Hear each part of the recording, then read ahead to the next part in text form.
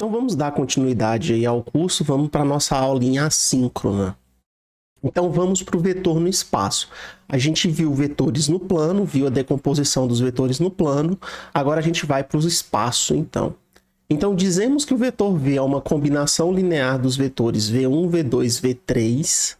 Se existem escalares A1, A2 e A3, tal que o V pode ser escrito como sendo A1, V1, mais A2, V2, mais A3, V3. Perfeito? Então, se a gente pode escrever o vetor dessa forma, a gente diz que o vetor V é uma combinação linear dos vetores V1, V2 e V3. Lembrando que se V1, V2 e V3, aqui nesse caso, não pode ser coplanar. Então, eles não podem estar sobre o mesmo plano. Perfeito? Então, o conjunto de vetores V1, V2 e V3 não coplanares é chamado de base do espaço. Os números A1, A2 e A3 são chamados de componentes ou coordenadas do vetor V em relação à base V1, V2 e V3. A mesma coisa que a gente já tinha visto para o plano. Tá? Então aqui se mantém a mesma definição, a mesma nomenclatura.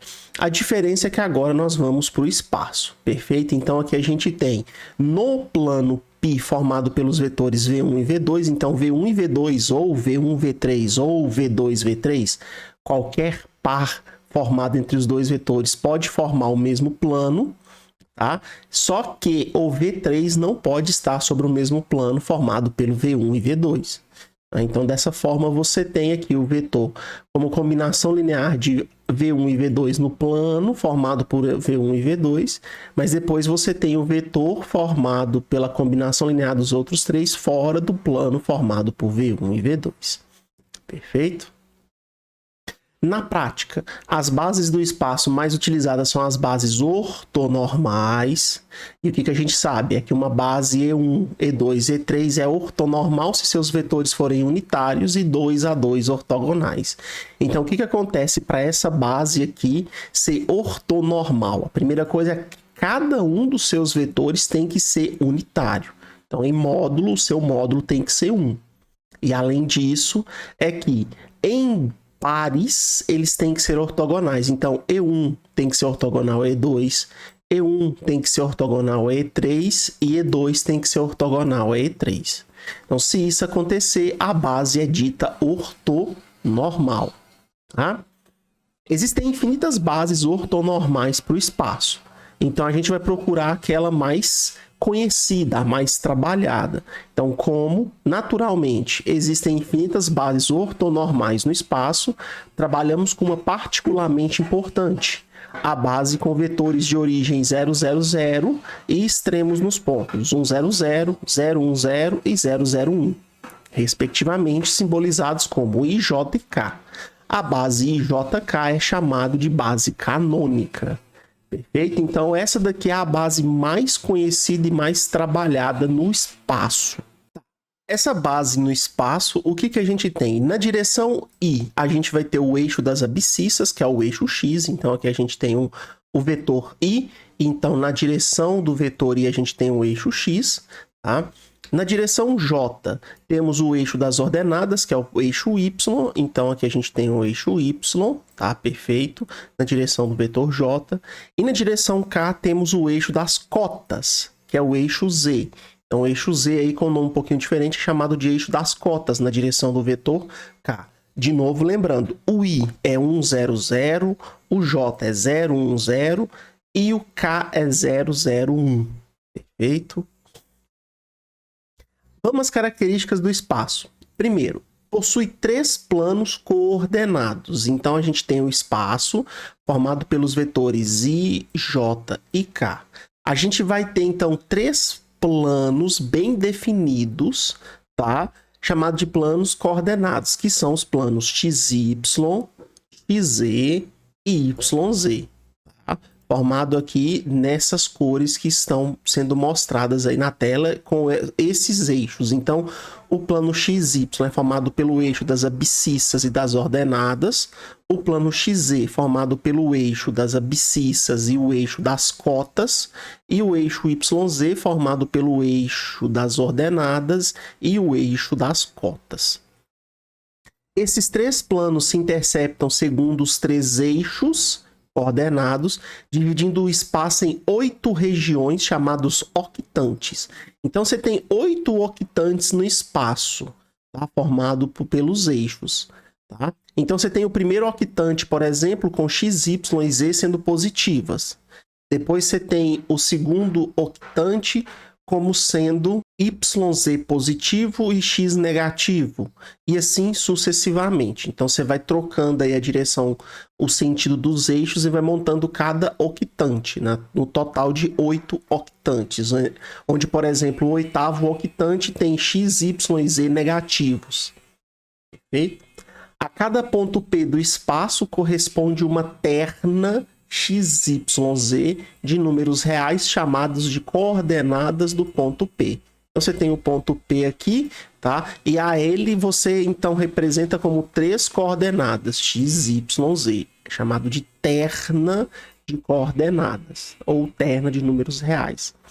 Algumas representações importantes são: se P é um ponto do espaço, então P estará sobre o eixo X caso y e z sejam nulos. Então, se y e z forem nulos, então z é nulo, y é nulo, então o ponto está sobre o eixo x. Então, somente a coordenada x você terá sobre o ponto. Se o ponto P pertencer ao eixo y, então é porque x e z é igual a 0. Então, você tem o ponto sobre o eixo y. Perfeito? O ponto estará no eixo z caso x e y sejam 0. Então, ele estará sobre o eixo y se x e y forem 0. Ele estará no plano xy caso z seja 0. Então, o ponto no plano xy acontece quando z é 0. O ponto estará no plano xz se y for igual a 0. Então, ele estará no plano xz, que está aqui, caso y seja 0. E ele estará no plano YZ se x for 0. Então, aqui ele estará no plano YZ, caso x for 0. É só você observar qual a coordenada você terá do ponto. Tá? Dependendo da coordenada que você terá, ele estará ou sobre os planos coordenados, caso uma das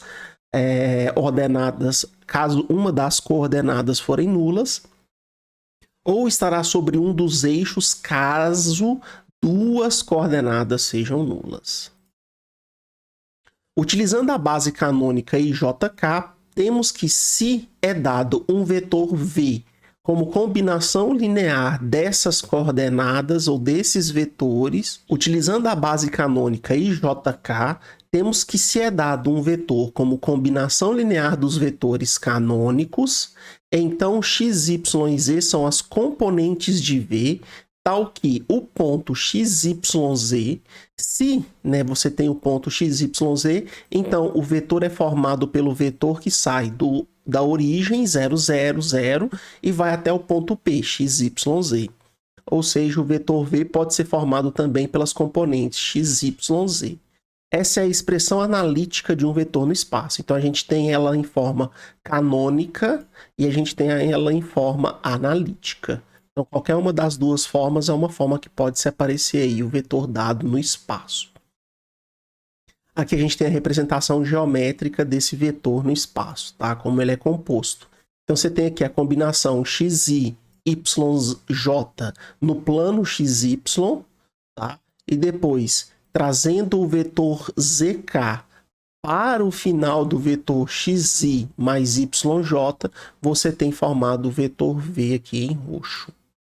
Igualdade, dois vetores u e v vão ser ditos iguais, se somente se suas componentes forem iguais, então x tem que ser igual aos x, ou as componentes x tem que ser igual, as componentes y tem que ser iguais, e as componentes z tem que ser iguais. Caso isso aconteça, vamos dizer que o vetor u é igual a v. Operações. Sejam os vetores u e v dados pelas no espaço, pelas 3 coordenadas, então x, y e z. E um escalar qualquer pertencente aos reais. Então a gente vai definir a soma u mais v como sendo a soma de cada uma das componentes. Então soma as componentes x, soma a componente y, soma a componente z. E a multiplicação do vetor por um escalar a será dada pela multiplicação de cada componente pelo mesmo escalar. Vamos agora para a condição de paralelismo. A condição de paralelismo, ela vai ser dada quando a gente tiver dois vetores que vão ser colineares, ou seja, eles vão estar sobre a mesma reta. Então, o que tem que acontecer para que dois vetores sejam colineares, estejam sobre a mesma reta? Então, dados os vetores U e V, eles serão colineares ou paralelos caso a razão entre as suas coordenadas seja proporcional a um certo valor. Então, ela tem que ser o mesmo valor. Então, x1 sobre x2 tem que ser igual a k, y1 sobre y2 tem que ser igual a k, e z1 sobre z3 tem que ser igual a k. Se isso acontecer, nós podemos dizer que os vetores u e v são paralelos no espaço. Tranquilo? Vamos fazer aqui alguns exercícios para deixar mais claro os vetores no espaço. Então, vamos fazer aqui primeiro o seguinte, exercício 4. Seja a base ortogonal B formado pelos vetores E1, 1, 1, 1, E2, menos 2, 1, 1, E3, 0, menos 1 e 1. Ele pede, determine as coordenadas do vetor V, 4i, menos 3j, mais 5k, na base B. Então, o que a gente sabe? Que um vetor, tá? Ele vai ser determinado na base se nós conseguimos escrever ele como combinação linear dos vetores da base. Então, se nós conseguimos escrever ele como combinação linear, os escalares da combinação linear vão ser chamados de coordenadas do vetor naquela base, tá? Então, vamos fazer isso aqui no exercício 4. Então, exercício 4. Então, sabemos, esse é a letra A, né? Exercício 4, letra A. Então, sabemos que um vetor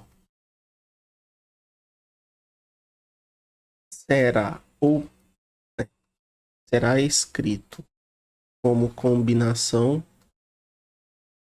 linear de ou dos vetores de uma base, caso consigamos encontrar ou determinar as constantes da combinação linear, também chamadas componentes. Logo, o que a gente tem que fazer é escrever o vetor V como combinação linear. Então, vai ter as componentes A1 igual ao vetor E1 mais A2 vezes o vetor E2 mais A3 vezes o vetor E3. Então, se nós conseguimos escrever o vetor V como combinação linear dos vetores E1, E2 e E3, nós dizemos então que A1, A2 e A3 são as componentes daquele vetor naquela base. Então, vamos aqui a quem é quem. Então, o vetor V é dado por 4i menos 3j mais 5k. Ou seja, nós podemos escrever ele como sendo 4 menos 3 e 5. Em forma analítica. Então, 4 menos 3 e 5. Então, a gente tem A1 vezes ou escalar com 1, 1, 1, que é o vetor E1, mais A2 escalar com o vetor E2, que é menos 2, 1 e 1, mais A3 escalar com o vetor E3, que é 0, menos 1 e 1. 0, menos 1 e 1. Perfeito? Então, fazendo as operações que nós temos aqui, teremos o seguinte, vamos copiar isso daqui. Então, A1 escalar com o vetor 1, 1, 1, será então 1A1, 1A1, 1A1, que é A1, A1 e A1. Nós teremos aqui A2 menos 2, 1, 1, então será menos 2A2, A2 e A2. E A3, escalar aqui com 0 vai dar 0, menos A3 mais A3. Agora aqui, como nós temos uma soma de vetores, basta somar componente a componente. Então, nós teremos aqui A1 menos A2, então posso trazer o menos A2 para cá. Mais o zero que está de cá, posso trazer para cá. Mais zero. Agora vamos para a segunda componente, a componente Y. Então, A1, temos aqui o A2, posso trazer para cá somando. E menos A3. Então, menos A3 vem para cá também. Opa, errei o local. Então, você tem agora, vamos para a componente Z. Então, você tem aqui mais A2, vem para cá mais A2. E você tem aqui mais A3, vem para cá mais A3. Então, essa aqui é a soma dos três vetores. Agora, como a gente tem uma igualdade entre vetores, essa igualdade só será verdade caso as componentes sejam iguais entre si. Então, a componente x do vetor da direita tem que ser igual à componente x do vetor da esquerda. A componente y do vetor da direita tem que ser igual à componente y do vetor da esquerda. E, por fim, a componente z do vetor da direita tem que ser igual à componente z do vetor da esquerda. Então, vamos escrever isso daqui já em forma de sistema, pois nós teremos 3 equações e 3 incógnitas. Então, a gente vai ter isso daqui, isto igual a 4. Já posso tirar o zero aqui. Tá? Teremos isto igual a menos 3. E teremos isto igual a 5. Perfeito? Então, a gente tem que resolver esse sistema linear aqui. A gente pode resolver ele por substituição. Então, por exemplo, aqui a gente pode isolar o A1. Tá? Então, isolando A1 na primeira equação, temos... A gente tem que A1 é igual a 4 mais 2 A2. E, substituindo esse valor na segunda equação e isolando para A3, temos... Então, a gente vai pegar a segunda equação. No lugar do 1, colocar isso daqui.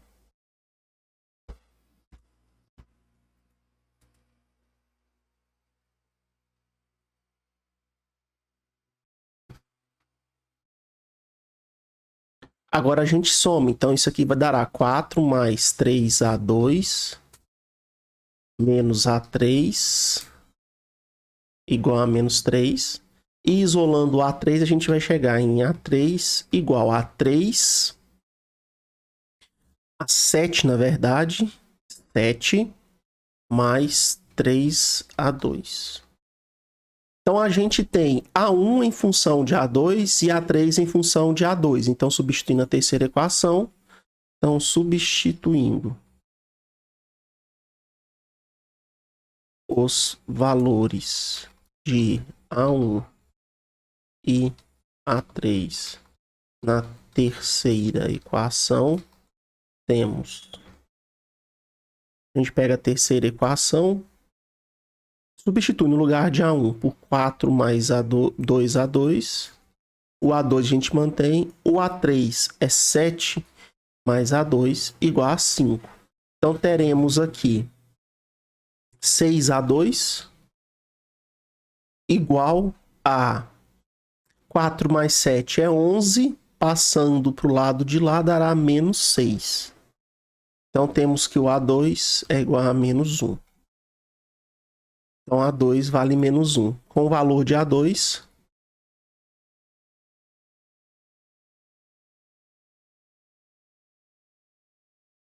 temos que o A1 vai valer 4 mais 2A2. Então, será 4 menos 2 igual a 2. E o A3 é igual a 7 mais 3A2. Então, será 7 menos 3 igual a 4. Então, nós temos que a componente na direção x é 2, a componente na direção y é menos 1 e a componente na direção z é 4. Portanto, o vetor V na base, deixa eu ver se eu coloquei nomenclatura, coloquei na base B, será, então o vetor V na base B será dado pelas componentes 2, menos 1 e 4. Ou ele pode ser escrito como 2e1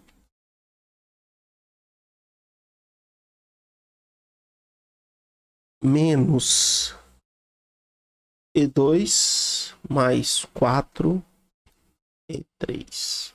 Ele também pode ser escrito dessa forma, tá? Em função das componentes, em função dos vetores já dados na base. Aqui eu trago a representação gráfica desse vetor. Então aqui eu tenho 2e1, eu tenho menos e2 e eu tenho e3, 4e3 aqui do lado. E eu tenho meu vetor z como sendo esse vetor roxo que está aqui no meio. Perfeito?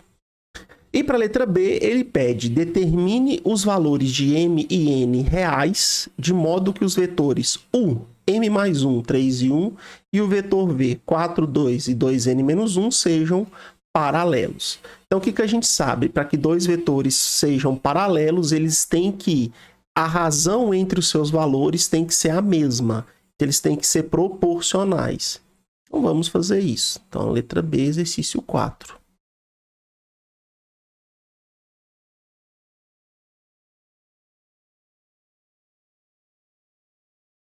Então, sabemos que para dois vetores